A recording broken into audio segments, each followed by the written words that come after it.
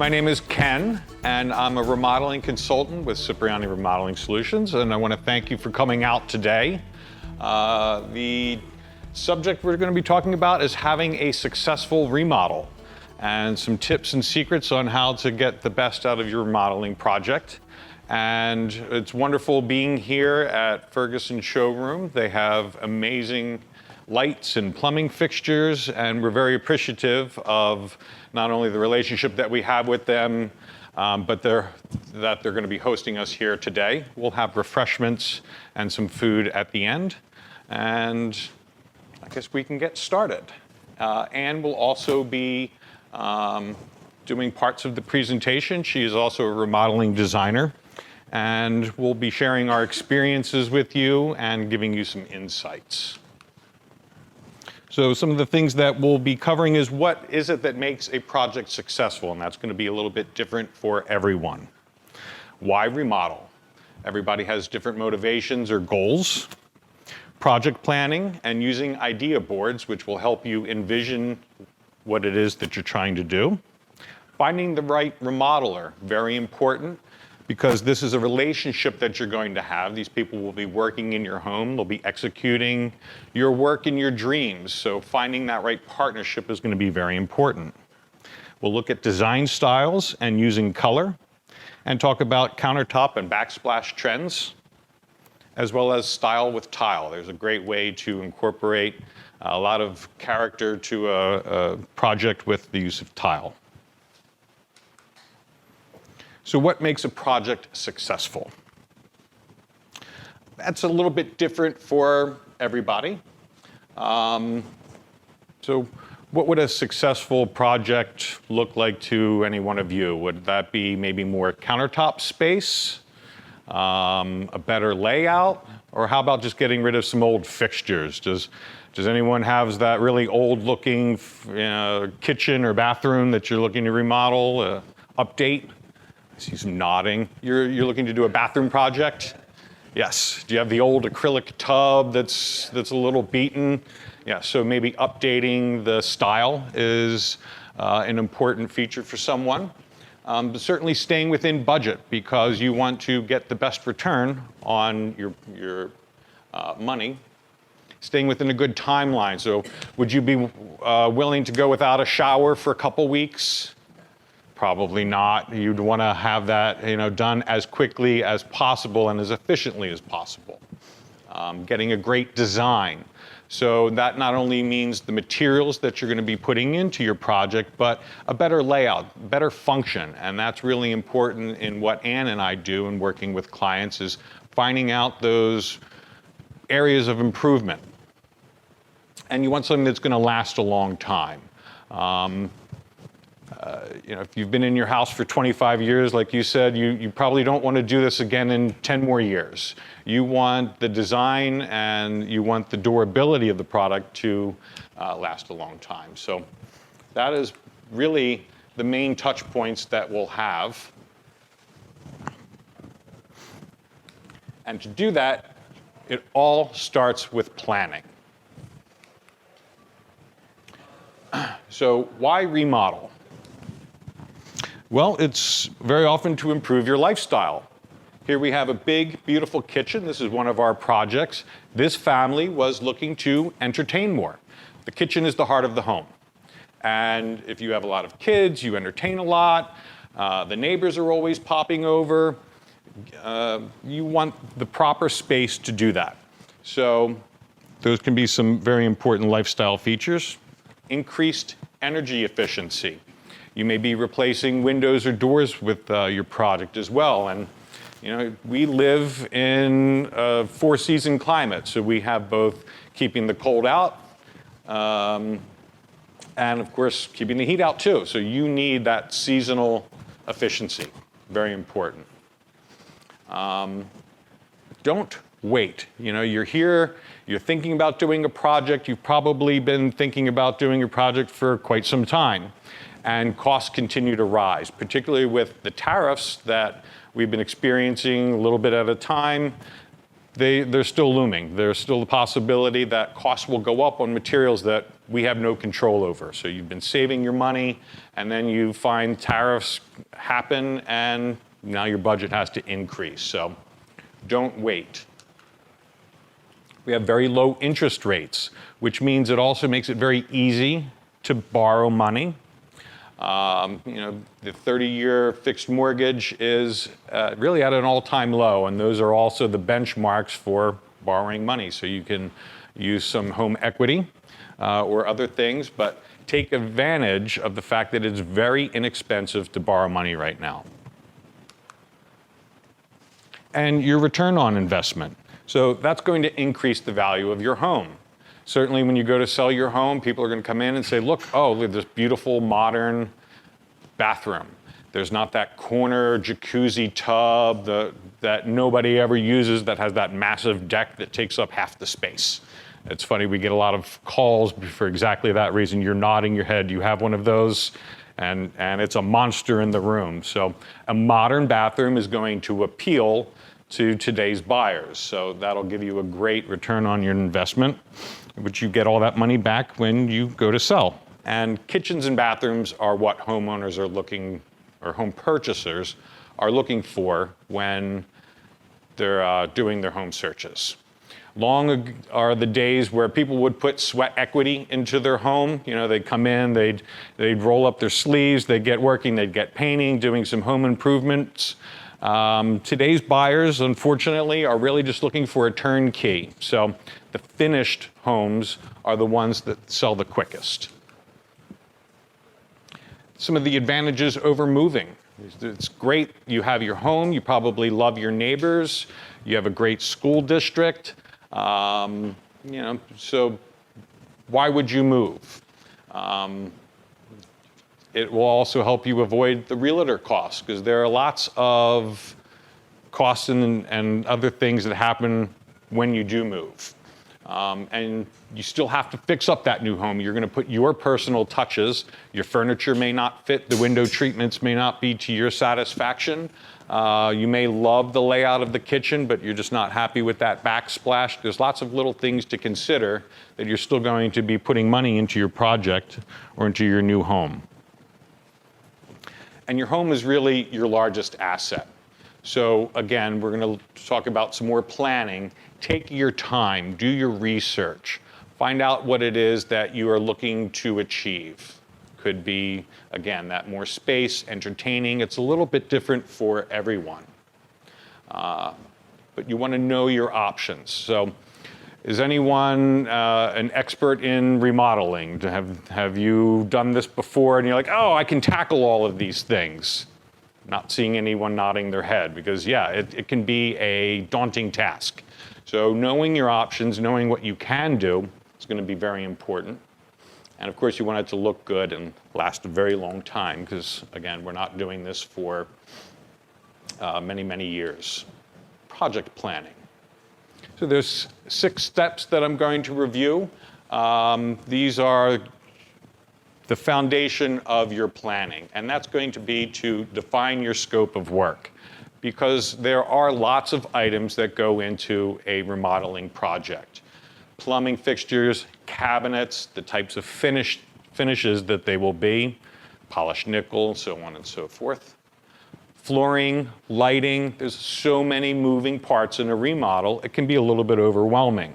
And if you're going to be moving walls or expanding an area, you need to decide what it is that you're going to do. So write out your scope of work. What's great about working with a design build firm, or if you've got software yourself, you can use a 3D visualization.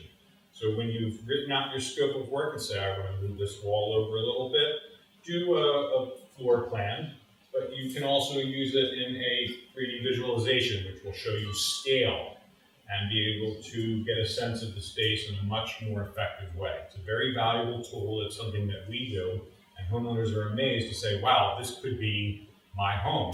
This is exactly what I've been looking for. You're going to finalize your product selections. Looks like this showroom. Lots of great things to choose from. And because you're going to start out with a budget. You say, I need a sink and a faucet and a tub for your bathroom project. And you're going to start to kind of get that budgeting together. But until you actually select your items, you really don't know what your total cost is going to be. So that would be the next step, so that you can then finalize your costing. You have your construction ideas and what that's going to cost, and now your product selection. Finally, it's roles and responsibilities. Who's going to be doing what? So we have some people who are very capable at painting, something that a homeowner will sometimes do. But is anyone here an electrician or a plumber? Probably not. So you're going to need those trades to do the work for you. And a general contractor, a design build firm will be probably the best fit for most people, and we're going to look at that very shortly. You have to document all of your decisions. So what does this mean? Well, you've decided you're going to move that wall to make your kitchen larger, or you want to fit in another linen closet in your bathroom. You need to map out what is the dimensions of that, so that whoever builds it is going to do it to your satisfaction. You're going to document all of the products that you've selected, because you can be thrown by a contractor who doesn't actually use the products that you've asked him to put in. So get everything in writing. A contractor is required to give you their license number, to give you a start and a finish date. And that should all be part of your documentation also.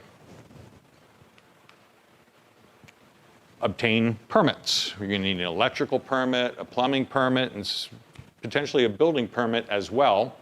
And then to check anything with zoning. Certainly if you're doing an addition, you need to know your setbacks, how big you can build. That's a lot of paperwork and a lot of time. And if you're not familiar with the process, it can be a little daunting as well. So again, these were the 6 steps that are really the foundation for your planning. And give you a second if anyone wanted to jot any of those down. So I mentioned doing a 2-dimensional plan. So what should be in your plan? The best way to use it is to look at traffic patterns. So looking back at that example of the kitchen that we did, where people, one of their goals was to entertain more, you have to look at traffic patterns. If I do that really big island, how many people can I actually sit at it? And what will that do to traffic paths of moving through to other rooms? And how will that potentially affect the chef of the house? Will they have enough room to effectively move around and cook? Window openings certainly is important for furniture placement and really where you might set your appliances, again in the kitchen scenario. Where light switches go, where those types of functional things, when you walk into a room, will I be able to turn on the lights? Will I be able to have an efficient work area as well? So another advantage of a 3D plan, it's going to show the lighting. So these little dots right here represent the recessed lighting in a plan, and the sophisticated software that we use actually shows the effect of the light. It will show the projection and the intensity of the light. And this way you really know, is your lighting plan as effective as you'd like it to be? You can start to look at the finished materials. What would a wood floor look like in my house? And well, what if I turned the wood floor the other way? And how would that look? Would it fit the room as nicely? Certainly the layout of the room, will your furniture fit? So again, this is like the questions that you need to ask about your island, is how will my furniture fit into a space? You can also look at the finish of the surfaces. So in this case here, we have a whitewash ceiling. Certainly shiplap Thank you. A very popular design trend. And how would these materials look in the end? You apply the surfaces to see the texture, and voila. You get the sense of really what your room will be like when it's all finished. Again, this is another one of our projects. And the lighting plan was really something that was developed using the 3D, so they got the sense of how can I light my beautiful room. So we talked about the importance of having a plan, and it's really about a peace of mind because you've done your homework, you've defined your scope of work, you know what you're going to put into all of those things. That is setting yourself up for a success. If you don't have a plan, there's a lot of pitfalls that can happen along the way. And a lot of those are going to be emotional as well as a result, like losing value, that you're not going to have good craftsmanship, and your project could settle, tiles shift or crack, installation that went bad with your shower or tub, that's going to lose value. And of course, if I paid for a remodeled bathroom and it had these type of issues, I'd be angry. I'd be, probably fighting with my spouse because remodeling can be very, very stressful. So the more you plan, the more successful the project will be. Idea boards are very helpful in that whole product selection. And there's a lot of great places that you can create your idea boards. Howls, Pinterest. Does anyone have a Pinterest account where they've set some things aside so you have an idea of some of the things?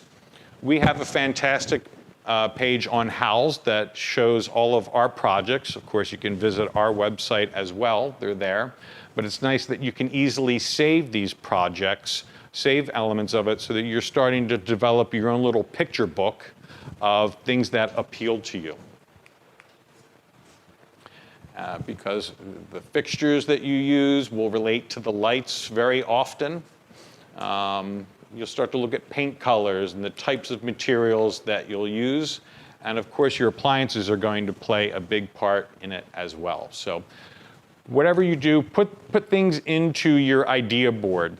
Even if you don't know why it necessarily appeals to you. You don't have to go out and say, I'm going to look at faucets today.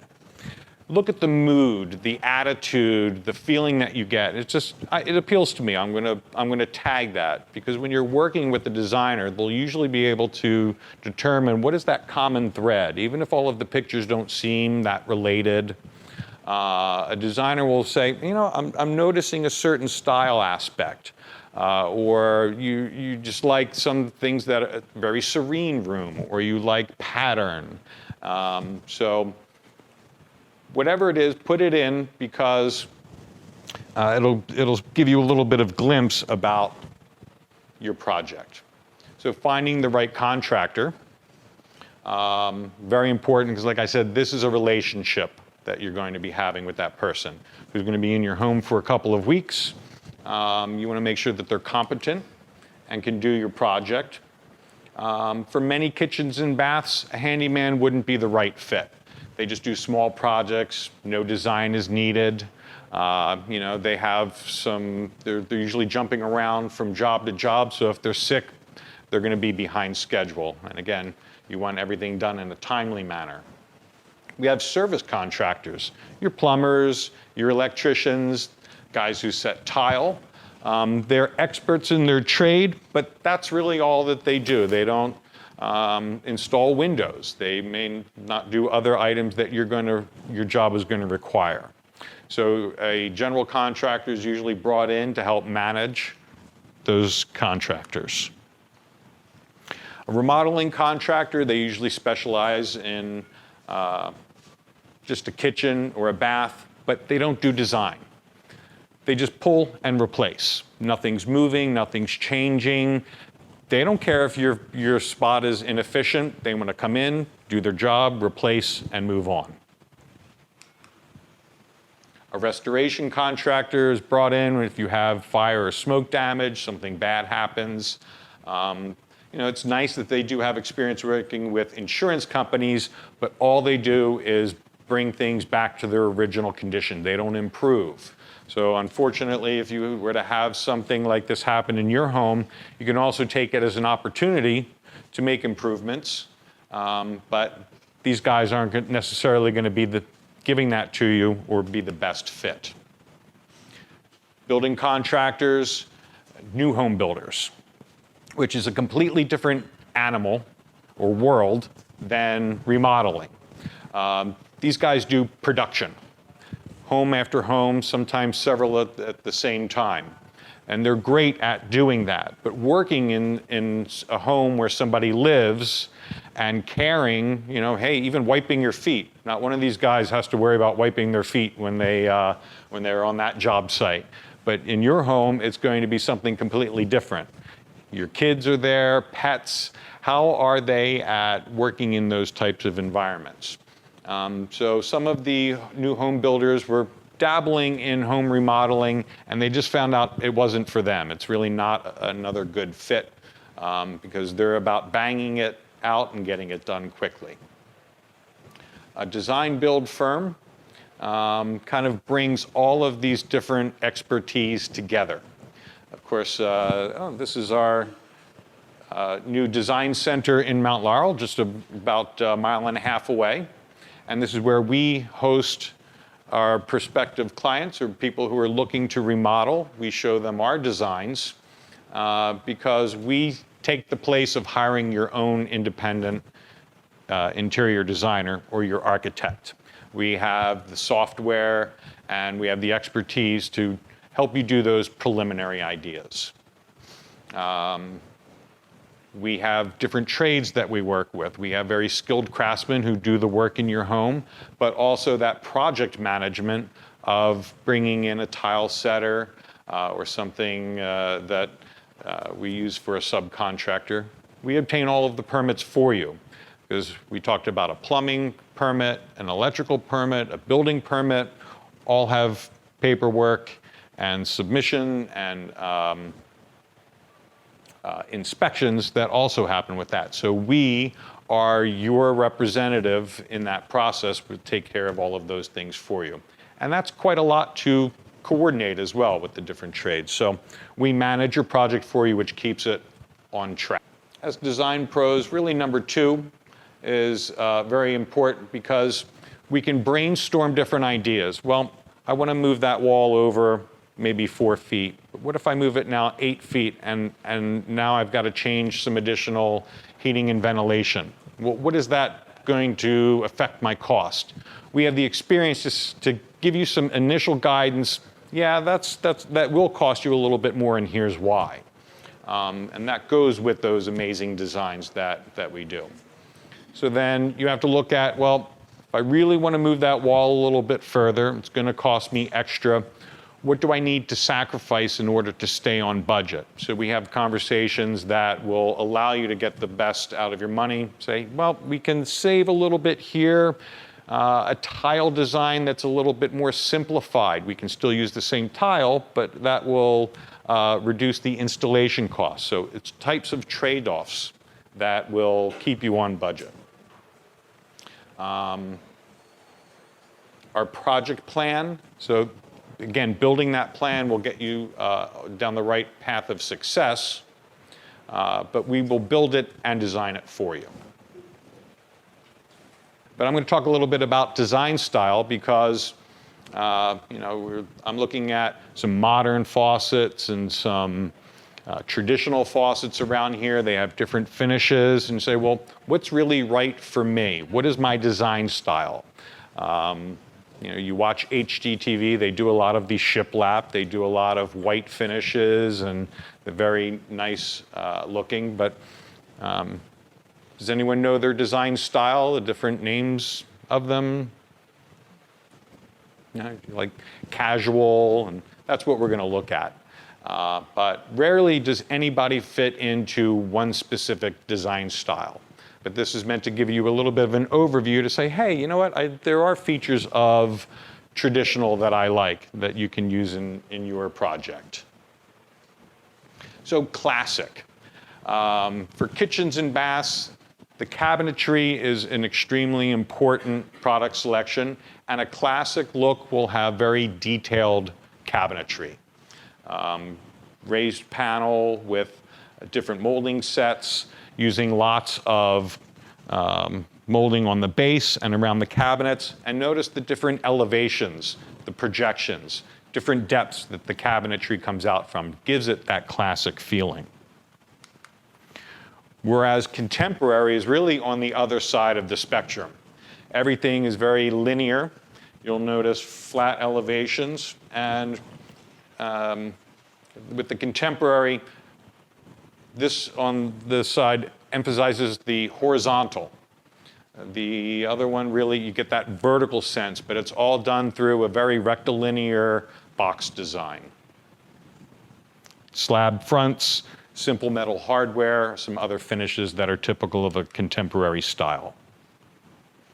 Cottage, feels very casual, easy breezy. It has a great environment. It's not formal, just very comfortable and familiar. A lot of white, cream color.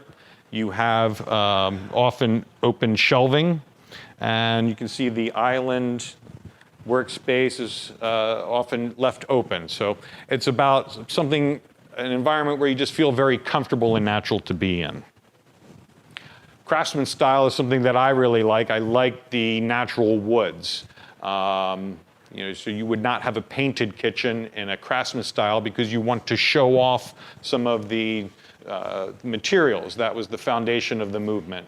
You're going to appreciate the joinery in the rails and stiles of the door panel. And brick, warm tones, natural stone for countertops are all very complementary to that design style. Farmhouse, we see a lot of farmhouse on HGTV. The quintessential farmhouse sink, or also known as an apron front sink, will be found in most farmhouse designs. But they have that little bit of a old feeling to it, but of course with contemporary materials, open shelving, tile with contrasting grouts, more of the things that Anne will be talking about. But the farmhouse style is very appealing.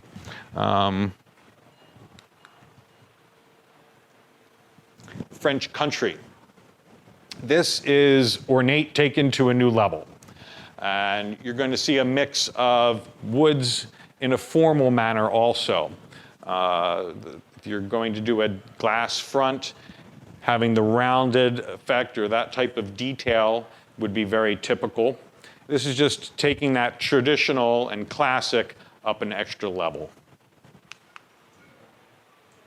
Industrial. This is really about embracing some of the building materials that are also in the project. So you see exposed brick, the ducting for the HVAC is used as character to the space. The electrical wire fixtures just hanging there in different drooping. The mix of materials, iron, very frequently is going to be in industrial. And then, of course, there's industrial with a sophisticated nature to it as well. So this is not as buttoned up as a contemporary, and you can put in little industrial features such as the rail and sliding doors. So again, you're going to get little bits and pieces of each style, and the truest sense of that is transitional. This is where most people will fall because it's that combination of traditional elements but updated with today's materials. So you can have lights that are the old schoolhouse style with the white globe, bring in some industrial elements in your seating. But the cabinetry is modern, not fussy. It's about striking that right balance. Would most people say that you're in that traditional area? You responded to the Craftsman. I saw some nodding there. Most people will fall into the transitional. Very comfortable, very warm, and probably the style that you see the most on TV and in magazines. Talk a little bit about using color, and we'll talk more about finishes, but I want to talk about color in maybe a little bit of a different way, because if you're not too adventurous, you don't want to have a cabinet that you might be like, oh, did I make the right choice? You know, there's always that fear, am I doing the right type of look? So a blue cabinet, maybe not your thing. So using color in a different way as an accent on the back of an island or as part of the room environment might be the safer way to go to complement everything that you're putting in. This is a great color. It is actually Sherwin-Williams Color of the Year for 2019. It was Cavern Clay. And what's really great about it is it's a very flexible color. It has a lot of appeal to it, but using its complementary color, the complementary color to red on the color wheel is green. But that doesn't mean you have to decorate your house like Christmas. It's about finding the right value of each of those colors. So you can see here in the pots that red and green coming together because they have the right tone. So mixing colors together is going to be really another way to make your project really pop. So if you have a special color like this fuchsia, you don't have to do everything in fuchsia. You can just put little areas of the color in the window treatments, an accent pillow. Maybe it exists in some of your art, and as you move that color around the environment, it really amplifies. You can do pops of color. So like I was saying, if you're afraid that you want simple cabinets, you want a simple countertop, your opportunity to make it a more dynamic environment is to add a pop of color through your appliances, your stools, things that you can change out that will allow you to have the design evolve in years to come. How about a dramatic wall color? I love blue. That really appeals to me. In fact, I did my powder room that same blue, and it creates an environment. It's a small space, but it doesn't close it in. So there are successful ways to use dramatic colors. And of course, white and gray are still very popular. Nothing wrong with doing white and gray. In fact, it can be really an amazing design when you think about things like pattern and using it in a more dynamic backsplash or countertop. And again, back to our first kitchen, that great entertainment space. Doesn't it feel very welcoming, very comfortable, even though it is white and gray? Anne's going to talk a little bit about backsplash trends. When you're doing your backsplash and your countertop and your tile, when you go shopping, you look and you think, oh my gosh, look at all of these many, many choices. Years ago, when you did your kitchen, 20, 30 years ago, it was easy. You had 5 choices of tile. You had 5 choices of countertop. When I did my kitchen 30 years ago, I had a beautiful butcher block laminate that I thought was fabulous. And if I didn't choose that, I had 4 other choices, and that was it. So in retrospect, that butcher block countertop was hideous, but that was my choice. Nowadays, you have so many choices. You'll go into the granite and the countertop stores or locations, and you'll see a million different options for you. So I'm going to try to define some of them for you so you have an idea. Most likely, you're going to choose your countertops for 2 reasons. One is you're going to walk in and you're going to say, oh my gosh, that's it. I love it. I don't care what it is. It's beautiful. It speaks to me. The other way you're going to do it is you're going to look at the durability and the maintenance of the countertop. And that's where quartz became very, very popular. Quartz is a countertop that's made of actual quartz pieces and resins combined together. It's a man-made product, which makes it a lot more durable.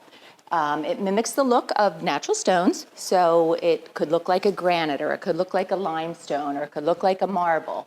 It has really great durability, and it's non-porous. So we all worry about that raw piece of chicken seeping into the deep pores of our countertops. With a quartz countertop, you don't have to worry about that. It does not need sealing, so it's very easy to maintain. It's available in a lot of white colors. You're not going to find granites available in white colors, but a quartz will be available in white. So most people like quartz because of the ease and the durability of it. Natural stone is another option which you see. You see marble, you see granite, you see limestone, you see soapstone. There's so many different options out there. And the natural stones do require a little bit more maintenance. But like I said, if you find a piece of marble that you absolutely love and you absolutely have to have, you're going to figure out a way how to maintain it. So don't be too frightened for those different options. Granite still remains very popular. Granite got popular maybe 20 years ago or so, but because of quartz and quartzite, granite is not as popular as it once was, but still is a great selection for your home.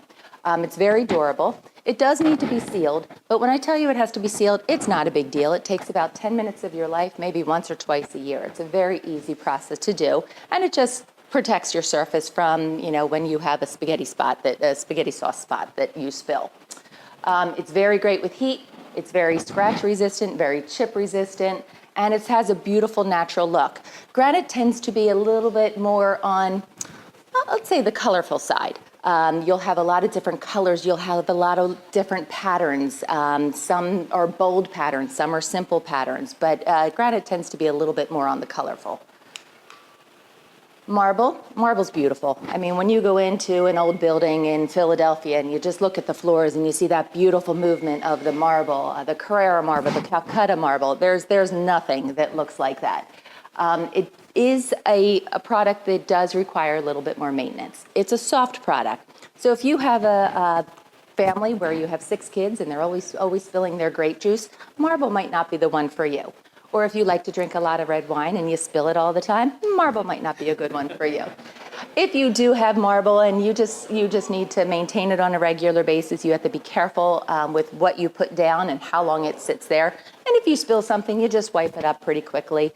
You always make sure to maintain it with a good sealer, and you clean it with a good marble sealer. I have it in my home, I have it on my bar, and the only time it drives me crazy is when I have company and somebody has a wet glass and they put it directly down on the countertop, on the bar top, and I just want to run over with a rag and wipe it right up, but obviously I can't do it. So the next day, I just carefully clean it and I put a new fresh sealer down on there. Quartzite's gorgeous. Has anyone been shopping for countertops lately? Have you looked at any different options? Joe and Nancy just did a gorgeous quartzite in their kitchen called Taj Mahal. It's beautiful. It has just such a soft, wispy movement. Some of the quartzites are more dramatic with bold linear patterns in it. It does need sealing. I think quartzite, sometimes when I go and I look at the different quartzites, I can't tell if it's a quartzite or a marble in some cases, because the movement and the flow sometimes tend to mimic each other in some of the styles. Seal it again, just like granite. You seal it maybe once a year or so.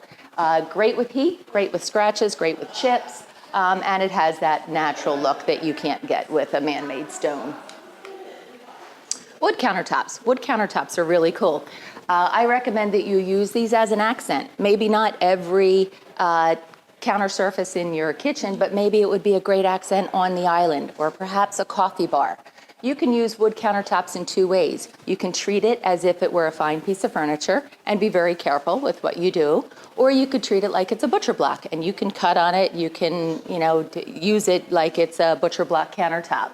But it's a great accent, so see how it complements the countertop on the perimeter of the perimeter of the kitchen.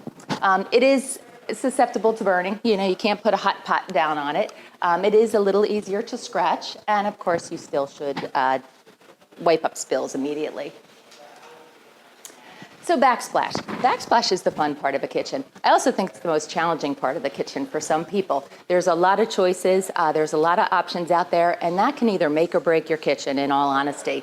I have 2 rules when it comes to backsplash. The first one is the backsplash is not allowed to be the star of the show. I don't want someone to come into your kitchen and say, oh my gosh, look at your backsplash, it's fabulous. I want someone to come in and say, oh my gosh, look at your kitchen, look at how well you tied it together and how beautiful it is. So there's so many cool things out there, and you're kind of starstruck when you go in and you look at all the options because there's so much bling, there's so much fun, and you're like, oh, I have to have that. But you have to be careful to marry everything together. My second rule is if you have a busy countertop that has a lot of movement and a lot of color and a lot of pattern, you should do a simple backsplash. Whereas if you have a simple countertop, you can get a little bit more crazy and do, more patterns and more designs in your backsplash. More patterns, more designs is a good example when you look at the graphic patterns. Graphic patterns are big in the farmhouse style. You could see how in this kitchen, the countertops are more simple, but they did a more dramatic backsplash complemented with wood shelves. You don't have to do a whole wall of backsplash like that. If you walk in and you say, oh, I really love this pattern, you could do it in a simpler version, like maybe underneath the hood or of your cooktop, right in that cooktop area. You could do a little accent. You could do geometric patterns, which are more subtle and kind of lend itself to more the contemporary style. Larger format tiles on the backsplash are becoming very popular. You've seen a lot of the Subway, the 3x6 style tiles, which are still very beautiful, but a lot of people are going for a more larger format, which makes a more linear. This is actually a tile that mimics a piece of wood, and it just gives a nice linear pattern. Over here, they did a larger style Subway tile. Instead of the 3x6, they graduated to the 4x16 and turned the direction to a vertical as opposed to a horizontal. The larger sizes tend to be a little bit more on the contemporary side as well. You can extend the tile to the ceiling. So we're all trending towards the styles of doing the hood, which kind of stands alone in between your cabinets. In that case, you want to take your tile behind the hood and extend it all the way to the ceiling. Or why not around your window? Why stop it right here, where most of our tiles typically stop at the 18-inch point? Let's extend it around the window and make a more dramatic look as a feature. You could do textured tiles. I just did a beautiful tile in a home. You're not going to like the word when I say it, but it was a green tile. It was like a mossy kind of green tile that tied very well with the style of the home. But it had a bumpy texture. And Pam from Avalon is here. She could speak, more of the different styles later if you want to talk to her. But it had a bumpy texture. And the way the light reflected on that bumpy texture, it just was so beautiful. When that under cabinet lighting was on, it just looked striking. It wasn't the flat, plain Subway with that texture. It just turned out to be quite beautiful. You could do a mirror design. Maybe not your entire backsplash, but maybe just a section of your backsplash to highlight a certain area. This is a ledger stone, and a lot of people say, why would you ever put a ledger stone on your backsplash? Doesn't it get dirty? I have something like this in my home. It's all beige. It's a ledger stone. It's a smaller version, but as soon as somebody comes in my house, they look and they say, oh my gosh, are you crazy? How do you clean that? And it's fine. I seal it on a regular basis. When I do splash spaghetti sauce on it, I get my little brush and I clean it. So don't be afraid of some of these more bold patterns and these bold textures, because they really can make your kitchen quite beautiful. Ken mentioned a little bit about the contrasting grout when it came to the farmhouse style. But you can contrast grout to really make your Subway tile or any tile pop a little bit more. So see in this picture, they chose a grout which is similar to the color of the tile. And it gives a more uniform look. But if you want a stronger accent and you want to pop it a little bit, just change the color of the grout. So here they chose a white with a blue. And this is one of my favorites. When you do like a white Subway, instead of doing a white grout, accent it a little bit. It doesn't have to be a black grout. It could be a charcoal, or it could be a pewter color. It could be just like a frosty little gray color, and it makes it stand out that much more. So let's talk about bathrooms a little bit. There's so many great tiles for the bathroom. Again, what you have in your house now, if you're refinishing a bathroom, is probably a 12x12 tile. Maybe it's a 4x4 tile. There's not many options besides that years ago. So now you're going to go into the tile stores and you're going to look and you're going to see the many, many gorgeous options that are out there. One hot look today is wood planks. So we all love that look of wood in our home. It's warm, it's soft, it's cozy. And wouldn't it be nice if we could carry that into the bathroom? Well, I wouldn't recommend that you put a wood floor in your bathroom, but the new tiles look like wood. They look like wood planks. Some are wide planks, some are narrow planks. You put a grout color with a similar color in between, and it looks like you have a beautiful wood floor. So it brings that warmth right into the room. A lot of people like to do marble, natural stone, or you like the look of marble and natural stone. Again, it has a lot of maintenance. It has maintenance, I shouldn't say a lot. It has maintenance that is attached to the natural stones. So now there's a lot of faux marble. There's a lot of faux natural stones that look just like marble. And don't you dare, if you do a porcelain marble, don't tell anybody that it's not real, because nobody is ever going to know. Maybe you put a splash of real marble in there somewhere and you could say, yeah, I have a true marble bathroom. Larger format tiles. If you have a small tile in your house now, when you clean your shower, what's your most unfavorite part? Grout, yes. So we've solved that. First of all, by using the right technique to install the tile, using the right builder science these days, we can eliminate the issue with mold and grout issues. But another way to do it is to use a larger format tile. So if you have 12 by 12 tiles now in your house and you upgrade to a 12 by 24 tile, you just cut the amount of grout in your house by half, and it makes it that much easier to clean and maintain. It's a beautiful look. This is actually a faux marble tile in a large format. You would never know that that's not, real marble. In the larger formats, it looks just beautiful. They are designed with the patterns to be different, just like a natural stone would be. But the larger formats make for a much easier way to clean a bathroom. Pattern tiles. Love the pattern tiles on the floor. If you do a pattern tile on the floor, I would recommend maybe a more simplistic look for the walls. Let that be the shining star, and let the other areas in your room be more simplistic and accent that a little bit. Feature walls. When you go in and look at all these tiles, I guarantee you're gonna fall in love with the most beautiful, most expensive. Just that's how our nature is. So instead of doing your whole entire bathroom in the 125 square foot tile, let's do just a feature wall. Let's just do an accent. Let's do the back wall maybe behind the toilet. Let's do the back wall behind the vanity. Let's do a little niche in the shower, or maybe a picture in the shower. We'll accent it. You don't have to do your entire bathroom in that accent tile, but we could make a feature wall and give the project a real beautiful impact. Here's a good example. So this I love. So they did very simplistic floor, very simplistic wall, but they took that gorgeous pattern tile and made that the feature. And when you walk in there, you just say, oh my gosh, look how beautiful that is. So you can do it in many locations, whether it's the shower or the behind the vanity. Linear drains and barrier-free showers. Never thought about it before, but a couple of years ago, I had surgery on my little baby toe. Little baby toe is gonna be a piece of cake. Do you know how hard it was to get over that 4-inch little curb in my shower to take a shower with a broken toe that was all damaged, all bandaged? It was very hard. So we're all growing older. We all have the potential of breaking a toe in our lifetime. If you're redoing the shower, consider the fact that you could do a curbless or a barrier-free shower. So basically that means that you don't have to have any curb in your shower. You can walk right from the entrance to your door to your shower without stepping over anything. Heck, you can ride a scooter in the shower if you want. But it's nice, a nice clean look. The pan will slope. We will have the pan slope so that the water drains properly into a linear drain, usually at the back end of the shower, but it makes for a seamless look. If your shower's big enough, you don't even need a shower door. You can just, go right into the shower. There's no steps. It just is a nice, beautiful look. How many think that would be something that would be interest of them in their new bathroom?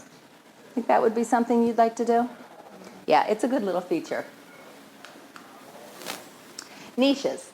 Niches are beautiful. It's a great place to accent your beautiful tile, highlight it, make it pretty. I will caution you, right here, the niches look beautiful. But when you start putting 18 bottles of shampoo, 4 razors, and some body wash on there, it's not so pretty anymore. So we're going to talk to you a little bit about how you use your shower. Do you have 18 bottles of shampoo? If you do, maybe we'll take that niche and try to tuck it on a wall where you can't see all of your shampoos. If you really only like to have that zen kind of look with just a couple of features up there, little, you put your shampoos in pretty bottles, then we'll talk about having the niche as a highlight and making it a focal point, because it does look quite gorgeous when you look at it like this. This is where you use that accent tile again. You can use the accent tile on an accent wall or just simply in the niches. There's a new floor out now. It's not so new, probably 10 years now, but a lot of people are using it in bathrooms. It's called luxury vinyl. The floor that we're looking at right now is a version of a luxury vinyl. Most of the floors are click floors that can be clicked together and unclicked. They're waterproof, they're softer, they're warmer, they're quieter. Very popular for bathrooms. You can step out of your shower with wet feet. It's okay. You can mop your bathroom floor. It's okay. I've seen a product, I knew somebody who had a store in Ocean City during Hurricane Sandy. They had a click luxury vinyl floor that sat underwater for 23 days. After the water finally drained, they took it out, they washed it off, and they put it back in, and they still were able to use it. So it is truly a waterproof floor. So a lot of people like this probably mainly because of the warmth. When you get out of bed in a freezing cold winter morning and you go into your cold tile floor, that's always a striking way to wake you up. But with this, it's not as cold. It's nice. It's a nice soft look. It is a less expensive option than tile. Tile itself isn't the most expensive option. It's the installation of tile, which is costly. So the installation of a luxury vinyl is definitely a way to save a little cost savings. Any questions? Actually, I do have a question. Sure. The shower piece, are people ditching their tubs now? Is that a trend for, let's say, the silver crowd? Yes. If you're planning on aging in place, are people ditching the tub, and does that affect like selling a house later? As long as you have a tub somewhere in your home. So as long as you still have that hall bathroom tub, you're okay. So you gotta have a tub somewhere. It would be recommended, because somebody who's buying your house is possibly going to have little kids, and they're going to need to figure out a way to bathe those kids. So you should still have a tub. You still should have a tub somewhere in your home. But if you don't, if you have a tub, then your master bath, people are going more for the larger shower as opposed to the smaller shower and tub. So they're going. I'm sorry, I didn't hear you say it. You mean like just a shower door on a standard tub, or one that like a? Actually have a door. Oh. Yeah, because I was thinking about your little tub. Right. Very, No. not so often, but every once in a while I see somebody with that. Yeah. Who talks about that. It's really what you need it for. I mean, if it's you and you don't need it, if you need it for handicap accessibility, things like that, absolutely. As far as a popular item that people are doing because it's a trend or everybody likes it, it's not so much used that way. It's used more for a specific function. But tubs are great. If you love to soak in a tub, then you absolutely need a tub. But if you prefer more elbow room in the shower, then get rid of that tub and put a bigger grand shower in there. Yeah, but what I heard you say quite clearly is have a tub somewhere. Definitely. Yes. That's definitely important. It's age-restricted, fancy communities. What are they doing about these bathrooms and being accessible? Do they have any trends? Like it's nice that barrier thing. It's funny, in all the 55 and over communities that we go into now to redo the bathrooms, they all have these giant garden tubs with a platform. And every time we go in, they say, I can't even get in it, let alone get out of it. So we are going in and we are getting rid of that completely and making just a large shower, so that you can access, whether if, God forbid, you need a wheelchair, you can get in that way. What about the bars and stuff in the shower? Grab bars are big. Grab bars have gotten pretty too. They used to look like they were a feature for a handicap bathroom, but now they're pretty. They look pretty, and they go with the design. Absolutely a grab bar in the shower and perhaps outside of the shower too, where you can, as you come out and step on the wet floor, you have a grab bar. So I have one of those garden tubs, and when I bought my house 5 years ago, I was like, oh, this is awesome. Like, I can't wait to use it. I haven't used it yet. Yeah. How much does that usually cost just to remove that? Like, I know that's only one piece of the whole project, but just that part alone.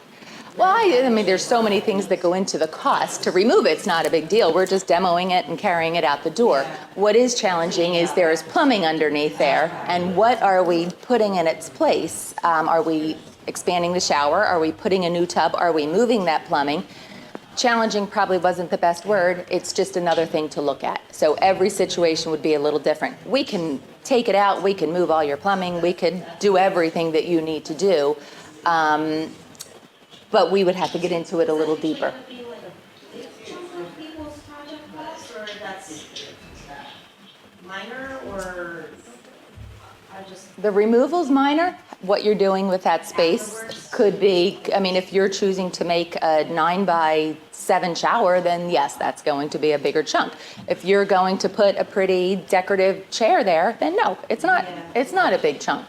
So there's, some of the bathrooms are huge, and what do you do with that space if you don't want a tub? So what are you going to fill with that? So you can make it decorative. You could put a pretty freestanding vanity or a bench, or something that has, just like you would decorate your family room. It doesn't have to all be functional if you have enough space. Maybe you could build a closet. Maybe you need more storage. So we would look at the space and possibly give you a couple of suggestions on how to utilize that space. Is it trend towards to remove it or replace it with those freestanding?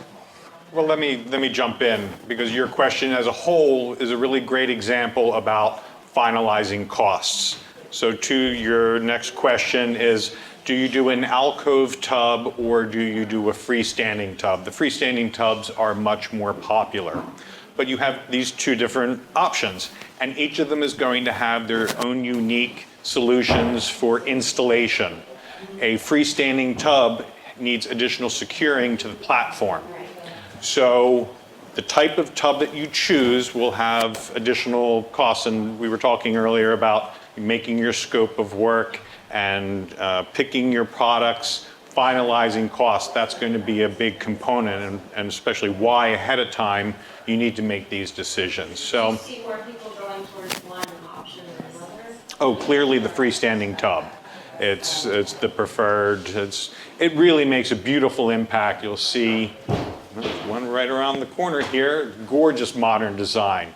And when you walk into a room and you have that nice 10 by 12 space, it can be just that visual anchor, and you'll get in it more, for sure. Yeah. Question about the courts countertop, because, my wife and I were kind of going different, and the one thing we have heard intermittently is, don't put a hot pot on a quartz countertop, you will ruin it. You should not. Now, remember, quartz is made of actual quartzite and 90% resins. stone, 10% resin, Yes. got that part. Yes. Is But there- not all of them, actually. So, go ahead, Pam. Resin can melt. Yes. Well, what I saw on your slide was, can take a hot pot. Yes. Like, well, where's the? Because not all quartz are manufactured the same. So using a reliable company as opposed to things that are made offshore and imported, they usually have a higher resin content, up to 80%. And as Pam noted, that's what's going to burn. That you put a hot pot on that. A quality quartz is going to be much more resistant to temperature because it has a higher quartz, pulverized quartz content. So yes, you absolutely can, but you're certainly never going to take anything. It could be quartz, granite, wood, laminate. All of them will scorch. So it's really finding the right quartz that will take the heat that you were referring to. Yeah, and I just, as a rule of thumb, like just if someone says yes, you could put a boiling pot on your beautiful brand new countertop, I just wouldn't do it. I would always put a pot holder down. I'd always put something down. I mean, God forbid they were wrong, just a tad bit wrong. Now I have a burn on it. So yeah, I just, as a rule of thumb, always use a pot holder to put it on. So we have a bonus.